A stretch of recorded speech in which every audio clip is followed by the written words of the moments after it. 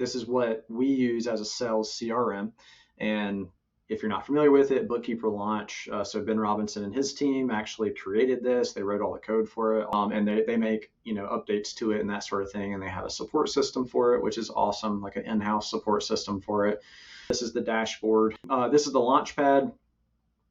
I'm not going to click on it because then it'll reset these settings. So to get custom dates, there's not a setting in here to do that. So you actually have to go in manually and set the dates. So I'm not going to click out of this quite yet, but I don't use the Launchpad for anything, so I'm not going to go through that one. But here is the dashboard. So I didn't have this software for the first maybe 8 or 9 months of being close to the first year that we were in business. We did not have this software. I got this software whenever it first came out. I just wanted to check it out. I think it's like $300 a month, $3,600 a year. So if you you get one client, then it pays for this software. And so opportunities, so we have ran 106 opportunities, so prospects through this system. So you can see that.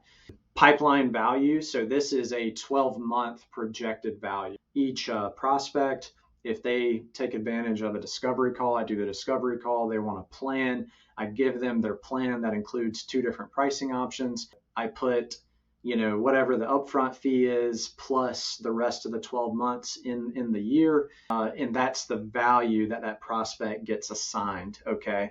Other people may do this differently, but I like to look at clients as like a 12-month project. What type of revenue are we going to get from this ongoing client in the next 12 months? Because they would definitely be with us for a minimum of 12 months as far as what we've seen since being in business.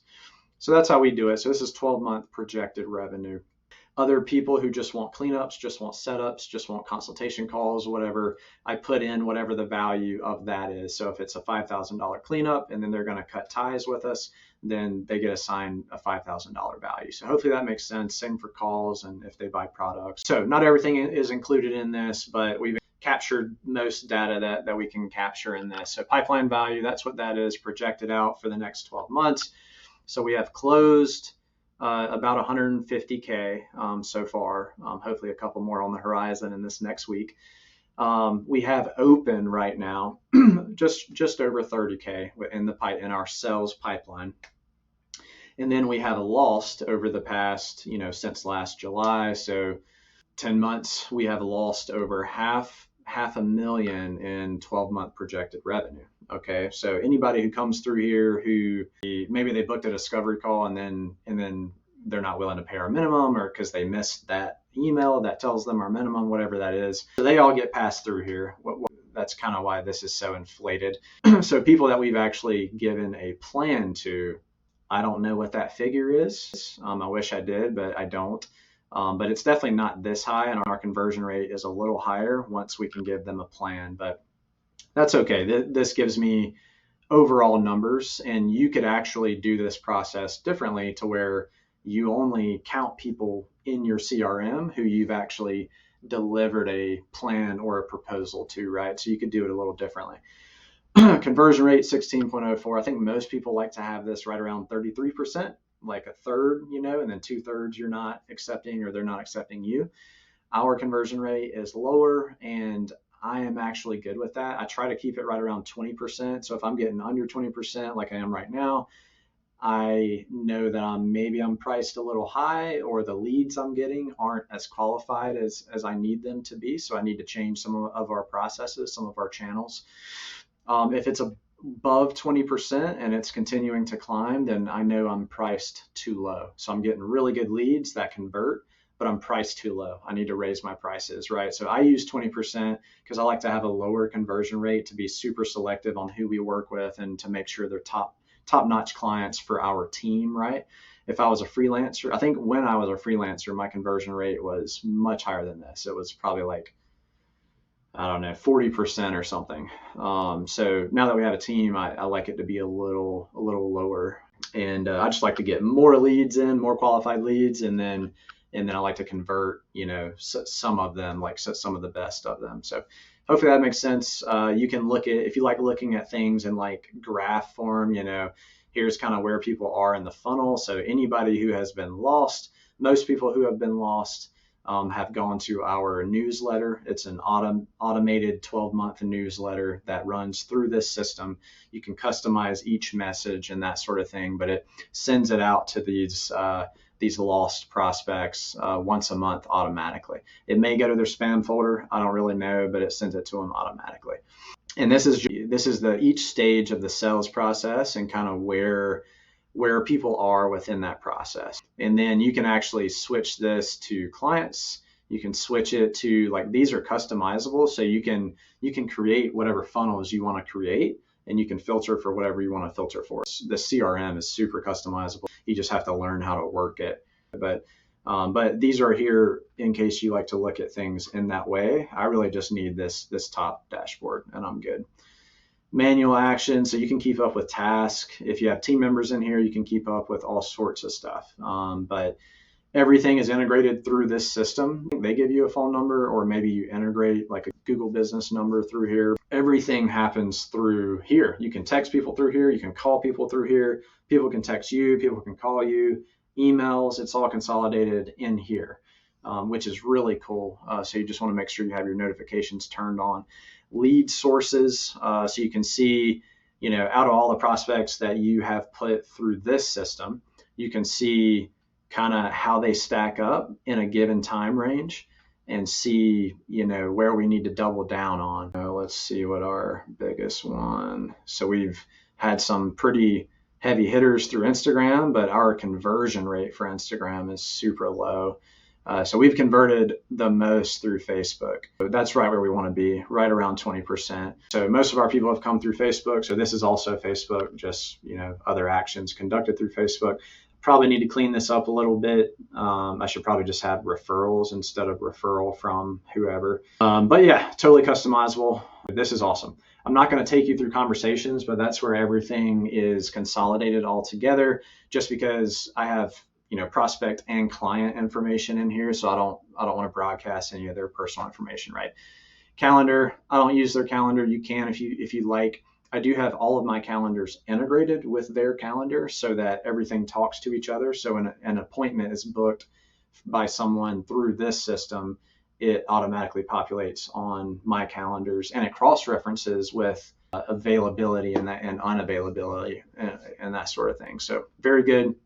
No need to click on that. It's just a calendar. And it keeps up with all the contacts. You can add as much information per contact as you like. Whenever they are prompted to book an appointment or something like that through this system, it automatically records their contact information because it requires them to input it. It's just essentially like contacts in your phone, depending on what type of phone you have. Opportunities, I will click on this one because we're just showing names here, so that's okay. This is my prospect pipeline, if you want to call it that, like step by step. They start here.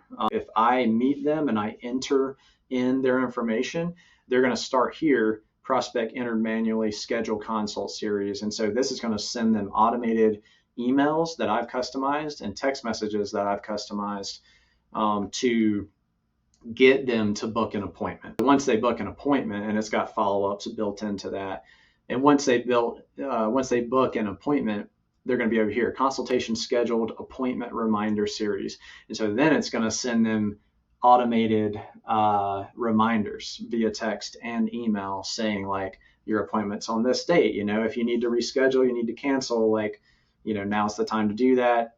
The day of, I think it sends them one 24 hours out, and then it sends them another one an hour out from the appointment. If they're a no-show, they chose to just completely ignore your emails and your text messages and disrespected your time, essentially. So there's no way they can get confused with this system. Attended consultation, need to film and send plan. So that's something I customized. This wasn't initially here, it was something else. But so that's how I keep up with that. Proposals, and I actually need to move this guy to this one.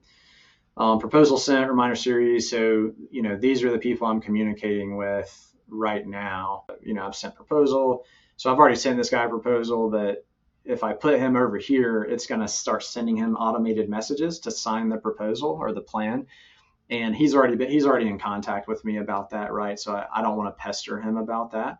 And so I moved him back over here. proposal accepted. Then I send the engagement letter, ACH authorization form, and this reminds them to sign that stuff. And then once they sign this stuff, they're officially a client, and I move them to my client pipeline. I see what's going on. There's a few different settings in here you have to click to officially tell the system that you've gotten this client, right? So here's all the clients, signed, paid, and onboarding. This is the only column within this pipeline that I use, but that's all the clients I've closed through this system. So let's go back to prospects. And if I were to click on lost, of course, you would see, over $500,000 worth of prospects that are considered lost in this system. That's probably all you need to know about this. I look at the dashboard. I really work in conversations and I work in opportunities. So I'm always doing stuff in those two tabs. And Bookkeeper Launch or like Keepful, like they're same, but they have educational videos on how to work all this. I probably do some of this stuff wrong, but the way I do it works for me. So all these down here, marketing, automation, so you can dig into the settings of all this stuff. You can integrate sites within here. I don't use any of this stuff. Once the settings are set, and then once you've customized all the templates, the newsletter, all that stuff, then you're pretty much good to get going. You just want to make sure that people are actually receiving your automated emails and text messages. And if they're not, then you just need to make some tweaks and input some extra processes, because that is one complaint I do have.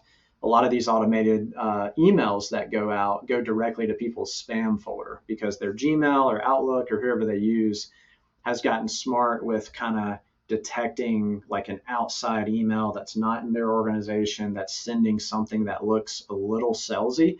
It'll actually filter that to the spam folder and they'll never see it. You just need to build in extra processes. Like the text messages are good to send out, and within the text message, you can say like, also sent you an email, please check your spam folder if you didn't get it. So workarounds like that, you can get around the issues, but it's a good system. So you can see this number updated because it just inputs like random dates. I'm not sure. I guess it goes back 6 months. So that would be another complaint as well. It should be a little easier to do custom dates. But other than that, I mean, this is really good. You can link your Google listing to this and it shows you kind of a dashboard of that stuff. I don't really do anything with my Google listing. But yeah, it's got a lot going for it. It's a tool that I have found helpful.